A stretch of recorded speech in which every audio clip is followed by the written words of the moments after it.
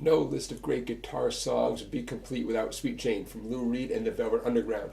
Today I'm going to show you a few ways of playing it, including the way the Cowboy Junkies recorded in 1988.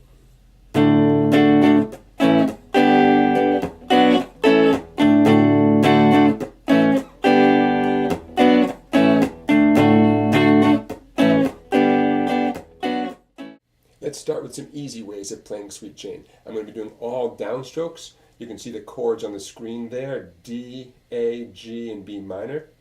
And it goes like this.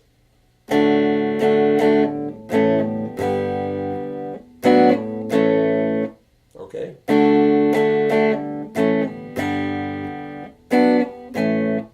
Now you can do the same thing with power chords. Check this out. Even easier.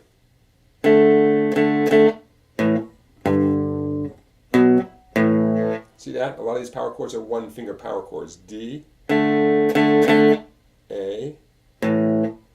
G, the B power chord instead of the B minor, and then one finger A power chord. Gets a very tight, punchy rock and roll sound. You lose out on that big strummy sound you get from the open position chords, but hey, sometimes it's the sound you want. And again, that B power chord doesn't have all the flavor of the B minor, but it does work, okay? By the way, now's a good time to tell you that the Cowboy Junkies record the song 2 frets higher, you could say. They did it in the key of E. So you can put a capo on the 2nd fret and do everything you're learning in today's lesson, and you'll be in the same key as the Cowboy Junkies version. Okay? Now, let's get into the bar chord version and some fancier strumming as well. Here it comes. Don't forget to give this video a thumbs up, everybody, and to check out the playlist full of tons of videos just like today's video. Don't forget to subscribe to my YouTube channel and to check out my website down there, songbike for videos you cannot find on YouTube. Now, for a moment, I'm going to talk about some fancier strumming over here. I'm going to stick with the D, A, G, and B minor chords the way we played them originally. Check this out.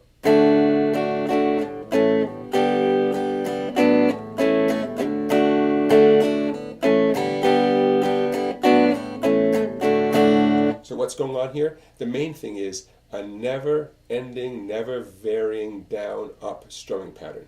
Okay? If I do this right, I hope I just did it right, my right hand never stopped going down or up. It's just that sometimes I didn't actually hit the strings. Okay? So let me show you in slow motion. I'm on the D chord, of course.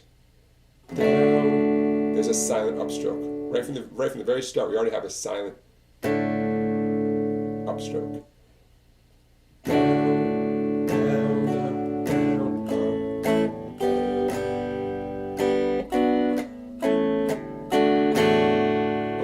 Now I'm going to pick that apart. Some of you might have a natural inclination to doing this. Others might need to see it sort of spelled out slowly. So here it comes.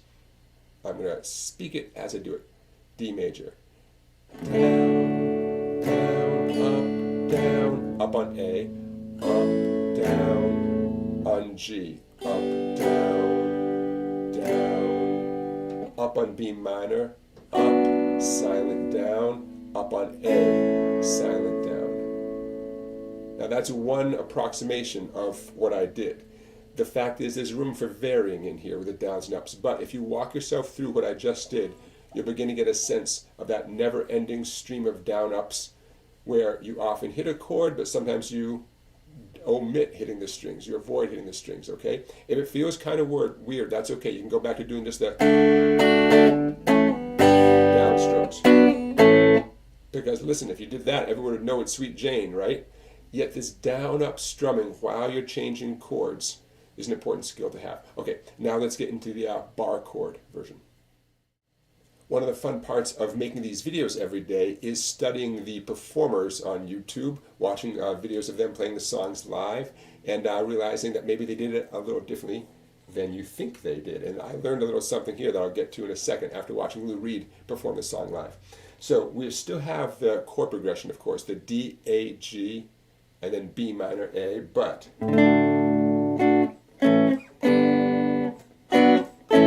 okay, the bar chord version. Now, I'm doing my D bar chord with a bar at 5. I'm overextending my index finger. I like to do that overextended way past the 6th string.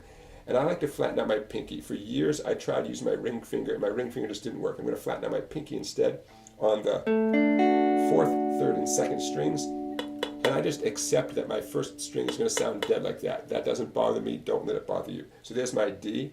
I'm going to do all downstrokes right now. That's my D major bar chord. The A major bar chord, same bar at 5. I have my E major grip right there. Okay, that's how I refer to this grip here, the E major grip.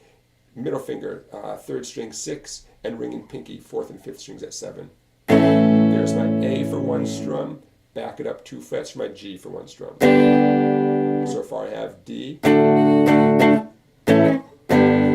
Now here's where I was wrong all these years, and now I know how Lou Reed does it. The next chord is B minor, and Lou Reed reaches back here for the B minor.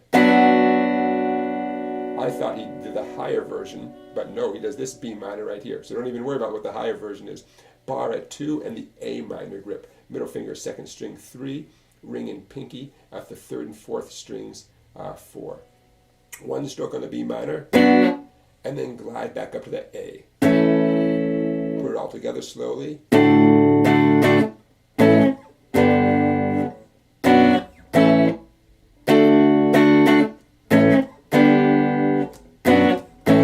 And if I did it with that down-up strumming,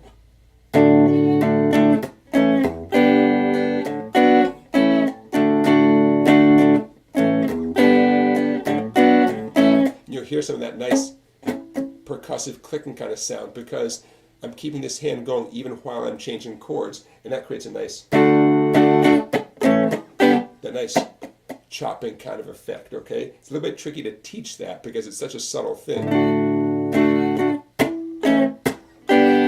But there's one example of it. D, down, down, up, chop, up on an audible A, down on muted strings I'm changing to the G, and then up on an audible G.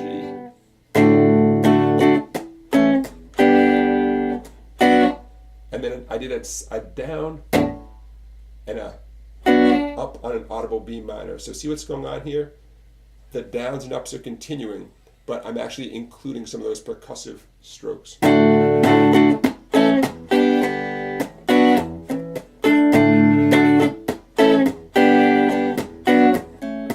Quite a few people, with a little practice and a little time, they come up with this technique on their own without being taught stroke by stroke where to get those percussive sounds. Give yourself a little time to mess around with this. Don't be surprised if you start putting in these percussive sounds yourself, especially if you've got that down-up pattern going endlessly without variation, and you're changing confidently between the bar chords. Okay, there it is, everybody. Sweet Jane. I can't believe I hadn't done a video on Sweet Jane before. I had to triple check to make sure because I've taught this song to my students for years and years, and now here it is for you. Thank you so much for watching. Again, don't forget to give the video a like and to subscribe to this channel and to check out my website, Songbank, and I'll see you for another song tomorrow.